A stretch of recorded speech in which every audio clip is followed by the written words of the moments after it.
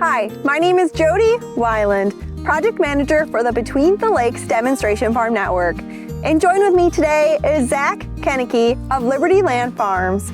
And we're out in this field today and there's lots of green cover crops below our feet. So Zak, can you talk more about what is going on in this field? Because there's actually two different cover crops. Can you explain what those cover crops are and how they got planted?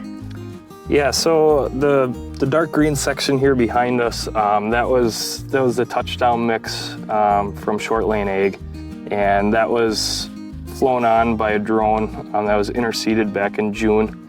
And this section here, so this is our barley and winter wheat mix. So we do 50-50 of that, and that was applied right after silage came off. We spread it on and then put manure on over the top of that. Yeah, and why do you choose this barley winter wheat mix? The barley winter wheat mix it's pretty easy to work with. It's simple, it's really economical. With the barley, you get plenty of growth in fall yet to provide decent cover. And the winter wheat, then you end up having the barley kills over winter, and you're still left with the winter wheat in spring. So, which provides plenty of cover in spring yet to prevent erosion, and we don't really see the nitrogen tie-up or any issues like that sometimes you see with winter rye. So. And just recently, this field received a manure application. Can you talk about that application? What was the rate and how was that manure applied? Yeah, so I think it was 3-4 days after the silage was harvested. We had manure applied on here with the ZML toolbar. So, and I think it was 14,000 an acre. We had our cover crop flown or just spread on over the top, and just with the manure and the little bit of disturbance from the ZML, that's kind of how it incorporated the seed. And so with the ZML toolbar, is there chisels, coulters, what's on that toolbar? It's a coulter setup more so. It's meant to be minimal disturbance.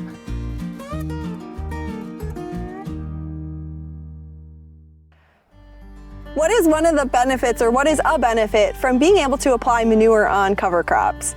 I sometimes hear like it's hard to do cover crops if you're a dairy farmer with trying to deal with manure. And I think that's kind of the wrong way to look at it. We try to get our cover crop established as early as possible, and because we don't do our own manure hauling. So when manure can get here, it gets here. And sometimes we're applying on that cover when it's 8-10 inches tall. Sometimes we just spread it.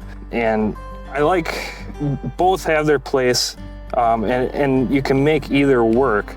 With this, that's what it was so dry. That's what was able to get our manure or our cover crop established and growing, was the manure.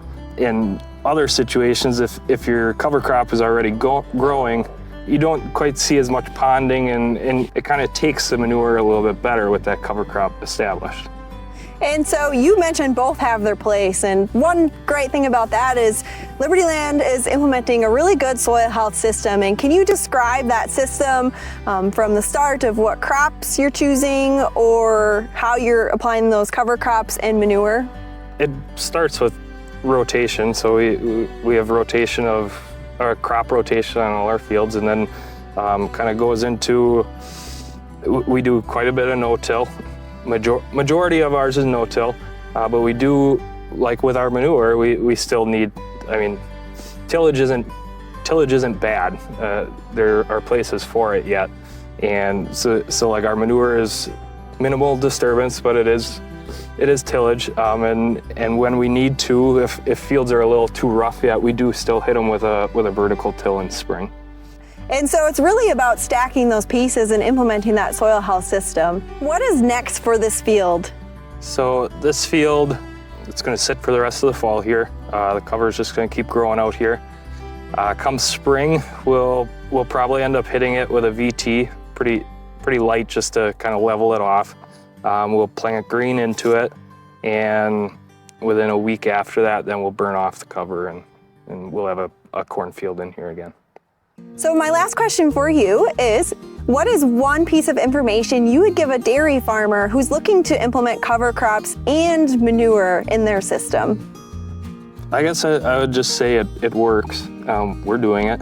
If you use a pretty basic mix like this, you can get into it fairly cheap and still get the benefits that you want to get out of it. But with like this other strip behind us here, we kind of are looking at different, I didn't really know how that would handle manure, and it's taking it it handled it just fine. So you can make different species and different blends work for whatever you're trying to accomplish. Exactly, it's all about those goals. Thank you for joining us today to watch this video. If you would like to learn more about the Between the Lakes Demonstration Farm Network, visit the links on the screen now.